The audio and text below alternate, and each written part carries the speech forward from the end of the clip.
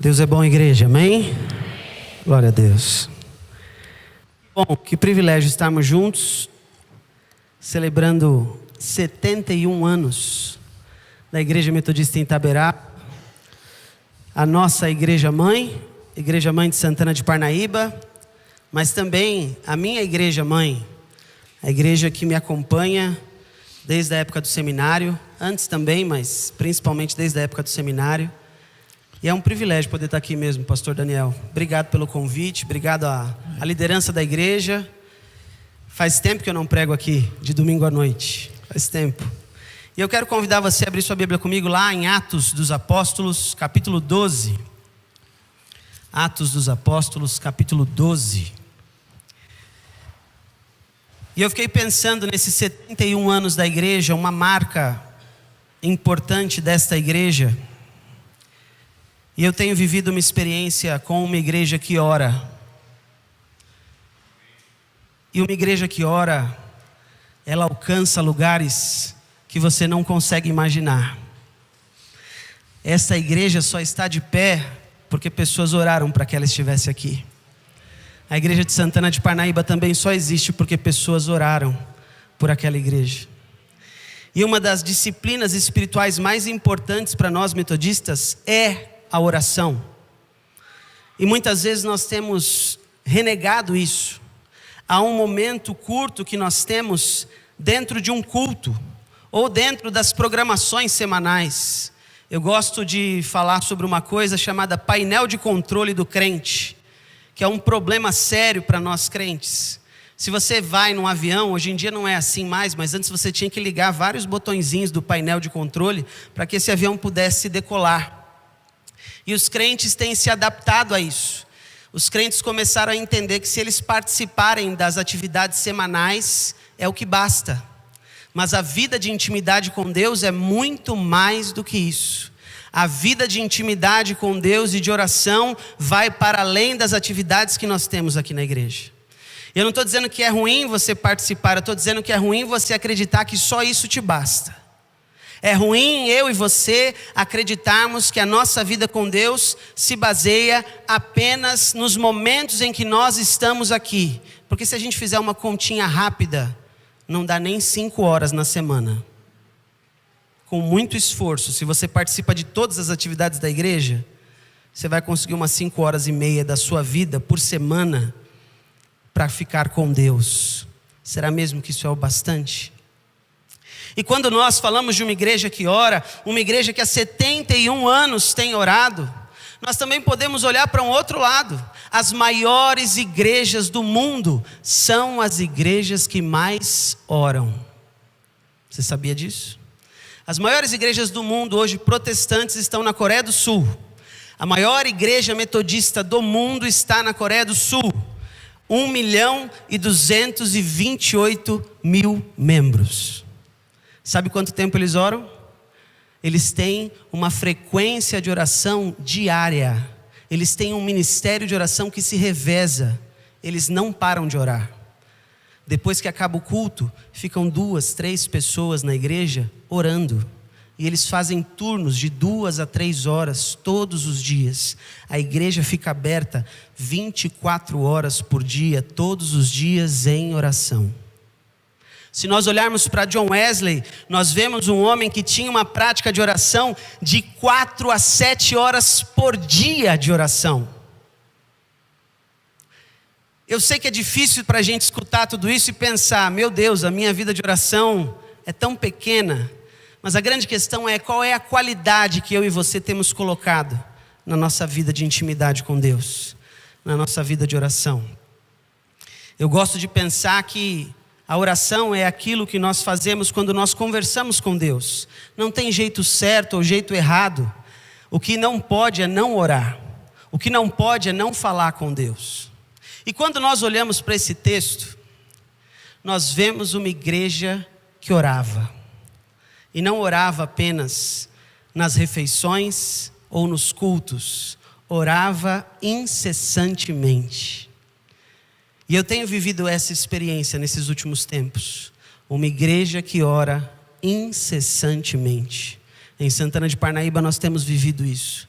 uma igreja que tem buscado orar incessantemente. E eu quero convidar você a se colocar de pé comigo para nós lermos esse texto, Atos dos Apóstolos, capítulo 12, a partir do verso de número 1. Atos 12, a partir do verso de número 1, diz assim: porque aquele tempo o rei Herodes mandou prender alguns da igreja para maltratar, e mandou matar à espada Tiago, irmão de João. Vendo que isto agradava aos judeus, prosseguiu, mandando prender também a Pedro, e eram dias de pães sem fermento.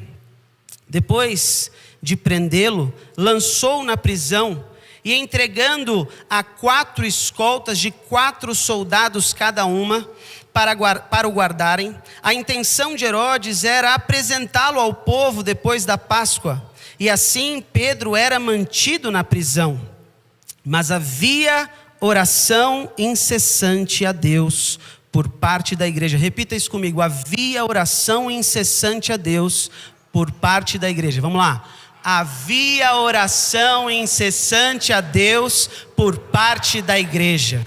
Amém.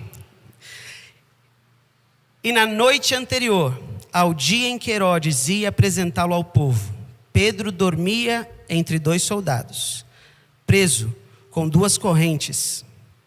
Sentinelas junto à porta guardavam a prisão. Eis, porém, que sobreveio um anjo do Senhor, e uma luz iluminou a prisão. O anjo tocou o lado de Pedro e despertou ele, dizendo: levanta depressa. Então as correntes caíram de suas mãos, e o anjo continuou com ele, e disse: coloque o cinto, calce as sandálias. E ele assim o fez. O anjo disse mais: ponha também esta capa e siga-me. Então, saindo Pedro, o seguia, não sabendo o que era real e o que estava sendo feito pelo anjo. Ele pensava que era uma visão. Depois de terem passado a primeira, a segunda sentinela, chegaram ao portão de ferro que dava à cidade, o qual se abriu automaticamente. E saindo, enveredaram por uma rua, e logo adiante o anjo se afastou dele. Então Pedro, caindo em si, disse: agora sei que de fato o Senhor enviou o seu anjo e me livrou da mão de Herodes e de toda a expectativa do povo judeu. Amém? Vamos orar? Santo e poderoso Deus, nós nos entregamos diante de Ti neste momento, sabendo, Pai, que o Senhor é poderoso para fazer infinitamente mais do que aquilo que pedimos e pensamos. Toma, Senhor, as nossas vidas nas Tuas mãos, Pai, e nos conduz, Deus, através do Teu Espírito Santo, que seja a Tua vontade, não a nossa, e que possamos ser transformados nessa noite, em nome de Jesus, amém. Pode se assentar, meu irmão, minha irmã. Tempo dos pães sem fermento. Este é o tempo que vivemos. Um tempo não só de preparação para a Páscoa, mas o tempo real que vivemos. Eu não sei se você já percebeu isso, mas há um funil, e esse funil está se fechando, porque Jesus está voltando, amém? Jesus está voltando, e os tempos não são fáceis, os dias são maus, e eu e você somos chamados a entender isso.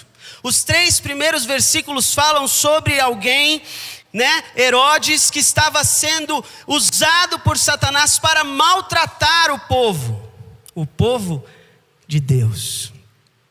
E fazia isso em nome do outro povo de Deus, os judeus.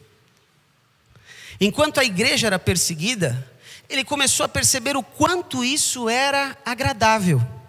As pessoas gostavam de que pessoas cristãs eram pegas, presas, mortas e por aí vai. O tempo que vivemos é um tempo parecido com esse. Ser cristão hoje em dia já não é mais tão agradável quanto algum tempo atrás. Ser cristão hoje em dia, em alguns momentos, se torna desconfortável para algumas pessoas. Eu já dei esse exemplo aqui, mas eu gosto sempre de lembrar. Às vezes as pessoas chegam para mim e falam: pastor, eu estou vivendo uma vida devocional fantástica. Eu falo: amém, meu irmão, glória a Deus por isso. Aí a pessoa diz assim: quando chega o meu horário de almoço, eu separo, pastor, 5 minutos. 5 minutos especiais com o Senhor Altíssimo. Então, eu pego a minha Bíblia de forma bem discreta. Ninguém me vê. Então, eu entro no banheiro, pastor. E ali, Deus fala comigo. Meu irmão, As pessoas do seu trabalho nem sabem que você é crente. Você precisa esconder ainda a sua Bíblia dentro da sua gaveta. As pessoas ainda têm dificuldade de reconhecer que você é cristão, porque a sua linguagem não tem sido uma linguagem que fala do amor de Deus. Quando foi a última vida que você alcançou para Jesus no seu trabalho? Quando foi a última vida que você alcançou e que precisava das mãos estendidas do Senhor? Nós temos como igreja muitas vezes nos tornado uma igreja que se agrada em maltratar. Nós estamos invertendo os papéis. Parece que para nós nos agrada estar aqui dentro, enquanto muitas pessoas estão lá fora clamando para que Jesus as alcance, clamando para que Jesus faça algo diferente. E muitas vezes nós nos contentamos com este tempo que nós temos aqui. Mas existem vidas que clamam na sua rua. Existem vidas que clamam no seu trabalho. Existe alguém que precisa receber uma mensagem de WhatsApp ainda hoje, falando sobre Jesus. E aí nós nos escondemos numa desculpinha esfarrapada. Deixa eu descer, senão. Mas não é o meu ministério, pastor. Eu não fui chamado para evangelizar. Ide por todo mundo e pregai o evangelho a toda criatura. Nós temos nos esquecido disso, e por nos esquecermos disso como igreja, muitas e muitas vezes não percebemos que o tempo é o tempo dos dias maus. Vamos achando que está tudo bem. Vamos achando que ser igreja não tem nada a ver com aquele texto que nós lemos em Romanos. Não vos conformeis com o presente século, mas transformai-vos. Ser igreja em algum momento vai confrontar. Ser cristão em algum momento vai gerar confronto, vai gerar conversão. A igreja é sim um lugar de acolhimento e nós acolhemos a todos, amamos a todos, mas em algum momento o evangelho do Senhor precisa chegar ao teu coração e dizer: você precisa mudar o teu caminho, você precisa de uma conversão. A igreja não é apenas, meu irmão, um lugar de acolhimento, um lugar de comunhão. A igreja é um lugar de busca incessante pela santidade do Senhor, para que nos tornemos mais parecidos com Ele. E nos esquecemos disso, porque achamos que está tudo bem, o tempo todo está tudo bem. Os dias são maus, meu irmão. E quanto mais você ora, quanto mais você busca, mais você entende isso. Esta igreja, a igreja primitiva, que nós vemos no início de Atos, com tantos milagres, tantas conversões, começa a viver um tempo de angústia. Começa a ver aqueles que começaram a igreja sendo mortos, perseguidos, destruídos. Assim como eu e você vimos tantas pessoas que foram embora, tantas pessoas que saíram daqui e não voltaram, tantas pessoas que nós não conseguimos mais contato, tantas pessoas que nós tentamos e não tem mais como. Por isso eu quero dizer para você, a vitória que eu e você precisamos, põe a mão no seu joelho, mora aqui, ó. Se você quer vencer algo, a sua vitória está aqui dentro. Quanto mais tempo você passar orando, maior é a resposta que você terá do Senhor. A palavra do Senhor diz, no versículo 4, que depois de Herodes prender Pedro, lançou-o na prisão, e entregando ele a 4 escoltas de 4 soldados cada uma para o guardarem. A intenção de Herodes era apresentá-lo ao povo depois da Páscoa. Mas havia uma igreja em oração incessante. Não é uma oração que para, não é uma oração que a gente faz de vez em quando, é uma oração incessante, porque eles sabiam que uma parte do corpo não estava lá. E todos nós aqui temos uma parte do corpo que não está aqui. Todos nós aqui temos uma parte do corpo que já não está mais conosco aqui na igreja. E parece que isso é normal. Parece que isso está tudo bem. Mas enquanto eu e você orarmos incessantemente, saiba disso, o Senhor vai alcançar essa vida. Não importa quando, não importa como, mas saiba, Ele vai alcançar. Muitas vezes nós nos esquecemos disso. Nós achamos que a oração ela tem que parar, porque a gente não consegue uma resposta de Deus. Quem falou que para você orar você precisa de uma resposta? Para nós orarmos, o que nós precisamos é continuar confiando em Deus. Quantas e quantas vezes eu e você temos situações difíceis na nossa casa, e nós permanecemos em casa, nós permanecemos confiando, sabendo em que algum momento Deus vai fazer, Deus vai agir e Deus vai mudar.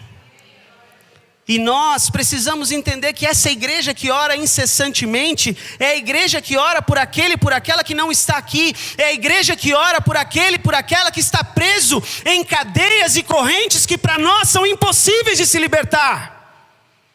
Para Ele não há impossível. Para Deus não há impossíveis. E eu e você olhamos as prisões onde temos familiares, onde temos amigos e falamos assim: não, essa pessoa nunca vai mudar. Essa pessoa nunca vai sair.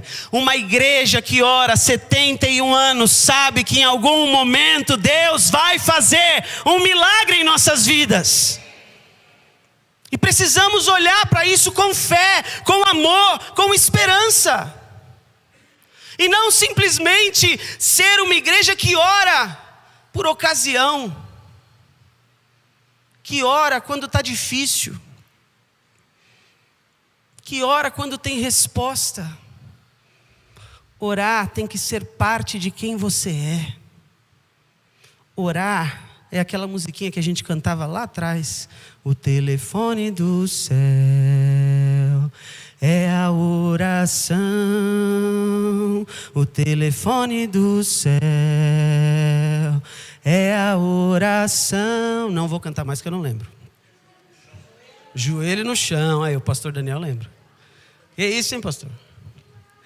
Gente, se nós continuarmos interrompendo a nossa vida com Deus por causa do que nós temos vivido, nunca se esqueça de uma coisa: Ele mata, Ele rouba e Ele destrói 24 horas por dia, todos os dias da semana, todos os dias do mês, todos os dias do ano. E a gente cansa. A gente se entrega. A gente perde a esperança no Deus que criou todas as coisas, no Deus que já fez por você grandes coisas. E nos esquecemos do que Ele fez. Parece que vivemos num looping eterno de nos esquecer de quem Deus é e do que Ele fez por nós. Mas se nós somos corpo de Cristo, nós somos uma igreja que ora incessantemente. Se nós estamos aqui há 71 anos, não é só porque muitas pessoas fizeram coxinha, apesar de terem feito muitas coxinhas, mas é porque existiam pessoas que oravam incessantemente, nos momentos bons e nos momentos ruins, nos batismos e nos ofícios fúnebres. Uma igreja que ora incessantemente é uma igreja que faz a diferença. É uma igreja que alcança lugares onde as suas mãos não podem alcançar. Alcança espaços na vida de pessoas que você já não consegue mais alcançar. A sua fala já não faz a diferença, mas a sua oração vai fazer a diferença.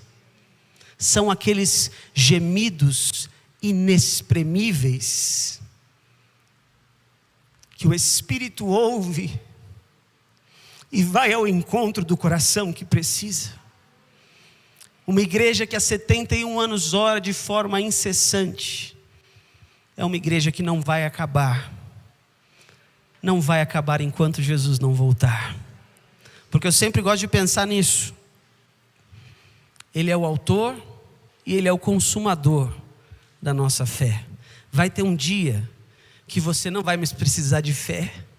Você já parou para pensar nisso? Você precisa de fé no céu? Não, Ele está lá. Aquele a quem você ama, aquele a quem você anseia, aquele em que você deposita tudo que você tem, estará face a face com você. Ele é o autor, Ele é o consumador da sua fé. Essa é a igreja que viu o apóstolo Tiago morrer. Essa é a igreja que chorou junto com João. E esta era a igreja que estava achando que Pedro também iria morrer, mas mesmo assim, orava incessantemente. O texto diz, lá no versículo 6, que na noite anterior ao dia em que Herodes ia apresentá-lo ao povo, Pedro dormia entre 2 soldados. Meu irmão, é interessante que quando você vai ler sobre isso, o texto diz que ele está acorrentado nos 2 braços, e as correntes estão ligadas aos 2 soldados. Ou seja, ele está com algemas que ligavam ele aos soldados, um de cada lado. Pedro estava numa situação impossível de se resolver.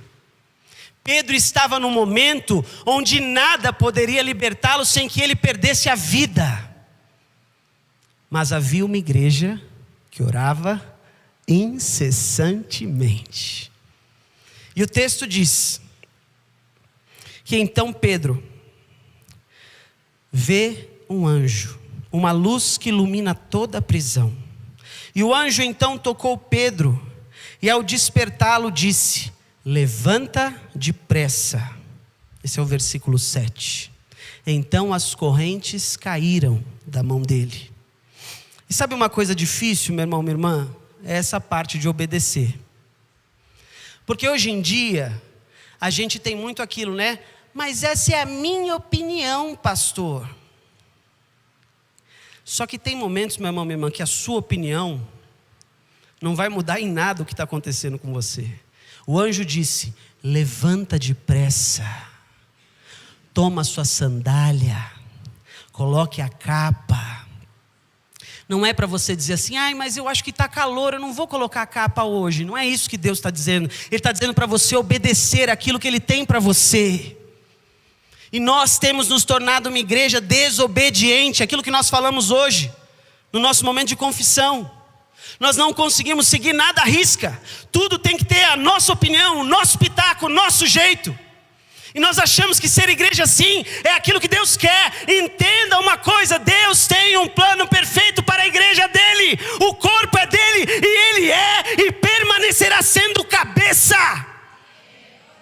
Apesar de muitos cabeças tentarem tirar a cabeça da igreja.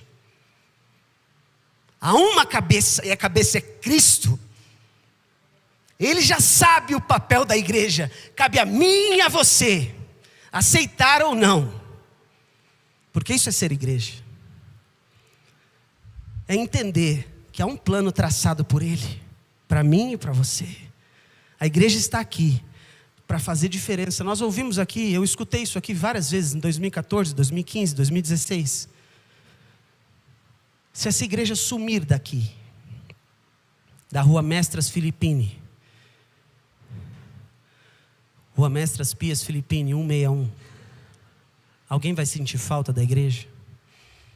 Ou vão comemorar que a igreja foi embora? Qual a relevância que tem essa igreja, nessa rua, nesse bairro? Se eu e você não entendemos isso, se eu e você não cumprimos o ID do Senhor, que é uma ordenança dele para nós, que é uma comissão dele para nós não estamos sendo igreja. Se você precisa ser hiperestimulado para que você tenha uma vida de intimidade com Deus, é porque você não tem intimidade com Ele. Eu e você precisamos entender isso. A oração nos leva a essa intimidade. Uma igreja que ora incessantemente é uma igreja que entende quem Ele é, e entendendo quem Ele é, sabe que Ele vai libertar Pedro. Alguém que tem intimidade sabe que se levar Isaac para o Monte Moriá, levantar a faca, Deus há de enviar um cordeiro. Isso é intimidade. É entender que no último momento Deus pode agir. E esta igreja entendia isso. E Pedro não estava entendendo muito bem. porque são coisas tão maravilhosas que ele não sabia o que era uma visão e o que era realmente real. E eu preciso compartilhar com vocês algo que aconteceu comigo nesses últimos dias, sobre a minha vida e a vida da minha esposa e da minha filha. No final do ano, nós tivemos a notícia de que Amanda estava grávida. E aquilo foi uma surpresa para nós, mas também uma grande alegria. Mas nós percebemos que alguns sangramentos começaram a acontecer. Nós ficamos preocupados, então, logo no final do ano nós fomos ao hospital da cidade de Santana de Parnaíba, fomos atendidos, e ali mesmo recebemos a notícia de que Amanda tinha tido um aborto espontâneo. Muito no início da gravidez, eram 3 semanas, nós avisamos, a nossa liderança da igreja sabia do que tinha acontecido, a nossa família também, e nós ficamos tranquilos, fomos para as férias pastorais tranquilos. E a Amanda continuou sentindo dores, nós achamos estranho, mas nós seguimos. 40 dias depois, a minha esposa começa a ter uma dor abdominal muito forte. E nós ficamos muito preocupados. Ela foi se deitar com muita dor, acordou com mais dor do que estava quando foi se deitar. E nós fomos correndo, umas 5:30 da manhã, fomos para o hospital. E chegamos lá, o hospital da cidade de Santana de Parnaíba. Fomos atendidos à medida que eles poderiam nos atender, à medida que eles conseguissem nos atender. Nós ficamos a parte da manhã todinha no hospital, até que, quando deu mais ou menos 2 horas da tarde, a fisionomia dos médicos mudou. Porque descobriram que a minha esposa estava com uma hemorragia, por conta da gravidez ectópica que ela estava tendo. E então a trompa dela estourou. Ou seja, na verdade ela não tinha perdido o bebê. O bebê estava sendo gerado na trompa direita dela. E a trompa estourou. E aí mudou a fisionomia. E é interessante que os médicos, eles mudam a fisionomia, mas eles não falam para você. Eles começam a olhar para você com uma cara de defunto, né? E você fica assim, meu Deus, o que está acontecendo? E eles ficam olhando para você, você está bem? Como é que você consegue ficar de pé? E aí, meu irmão, naquele momento eu comecei a acionar pessoas para orar por nós. E muitas pessoas começaram a orar, de muitos lugares, de muitas igrejas. E nós saímos de lá às 2:30 da tarde, chegamos no hospital de Itapevi às 3:30 da tarde. E às 6:30 da tarde minha esposa foi para o centro cirúrgico. Esse é o primeiro milagre que eu tenho para te contar. Deus é muito bom. Porque nós estávamos sendo atendidos pelo SUS e fomos atendidos de uma velocidade muito grande. Apesar de que para mim no momento tudo era lento, mas foi rápido. Mas aí em um determinado momento eu me senti como Pedro, sem entender o que era real e o que não era. Nós recebemos várias ligações, a igreja aqui em Itaberaba, a liderança, a clã estava orando, a nossa liderança estava orando, a igreja como um todo estava orando, pessoas de outras igrejas. Nós recebemos ligações, o bispo ligou para nós, e aí a médica entrou na sala. E são nessas horas que não tem música de fundo, né? Essas horas não tem ninguém no teclado ali para você se sentir mais poderoso com Deus.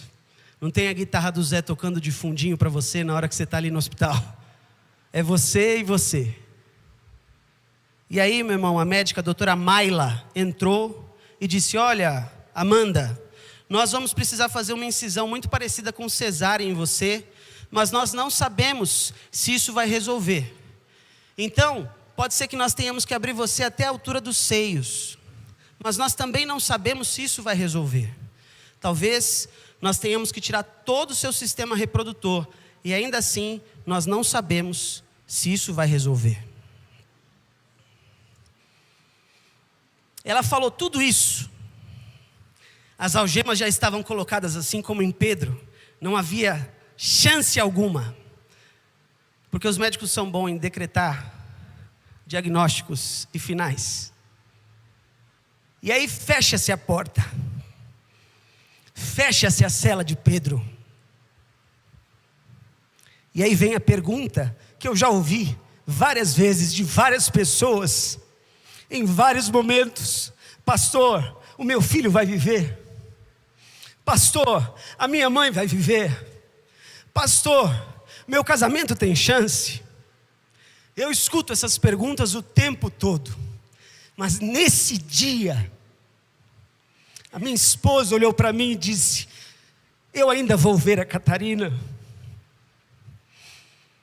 E é nessa hora, meu irmão, minha irmã, que quando há uma igreja que ora incessantemente, há dentro de você uma força que te move, que faz você entender quem você é em Deus, que te faz ultrapassar o limite humano e a compreender o que é a fé, de você olhar nos olhos da pessoa que você ama e dizer assim: você vai ver a Catarina.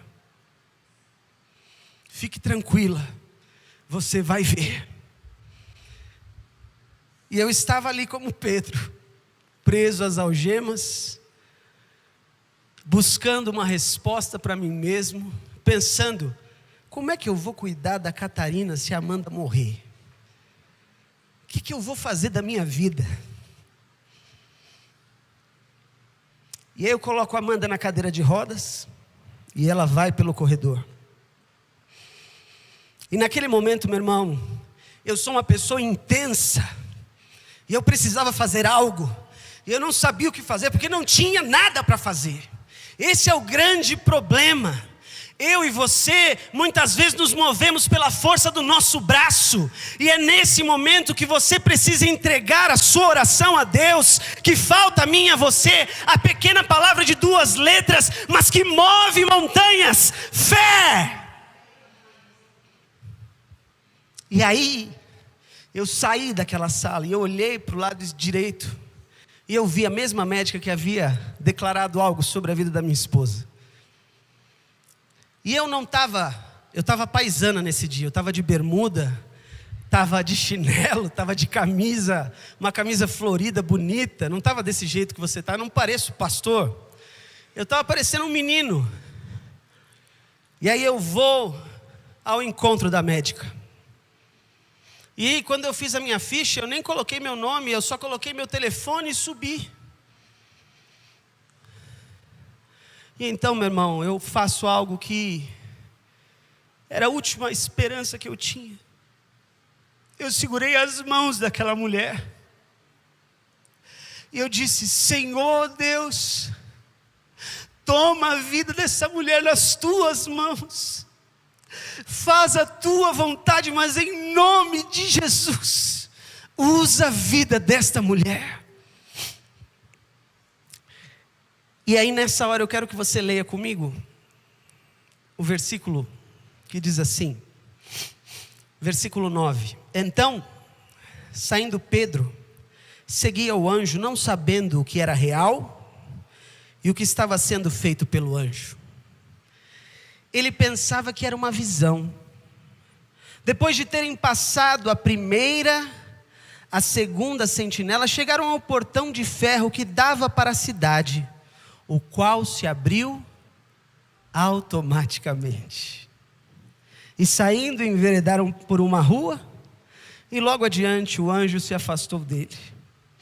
Então Pedro, caindo em si, disse: agora sei que de fato o Senhor enviou o seu anjo e me livrou da mão de Herodes e de toda a expectativa do povo judeu. Quando eu terminei de fazer a oração, a médica olhou para mim, bem nos meus olhos, e disse assim: fica tranquilo, pastor, a sua esposa vai ficar bem. Mas ela não sabia que eu era pastor. Eu não tenho cara de pastor. Foi feita a cirurgia, tinham várias pessoas esperando as respostas dos médicos, inclusive da doutora Mayla, que naquela noite fez 4 cirurgias.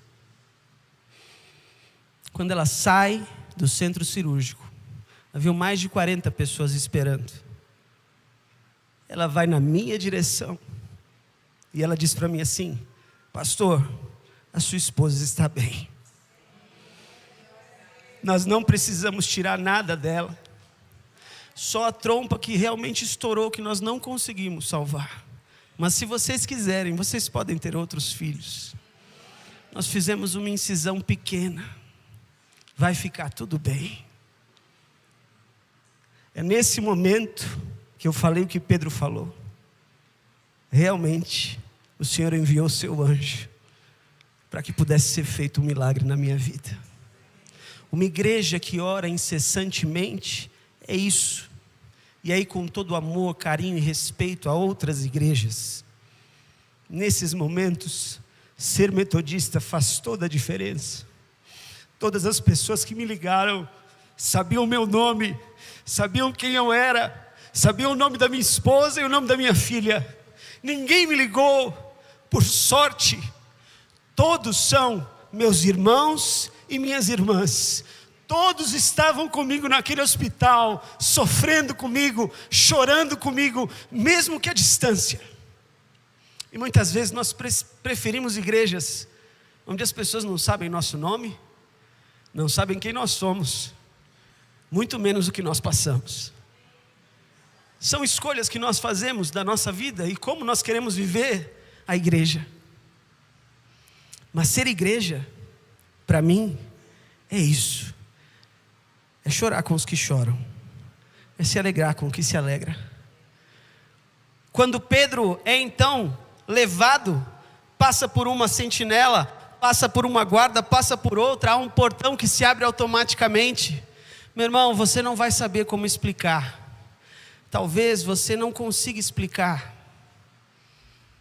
Mas essa igreja, ela tem sido um lugar de histórias inexplicáveis. Existem veias que surgem no coração de pessoas. Existem curas que acontecem.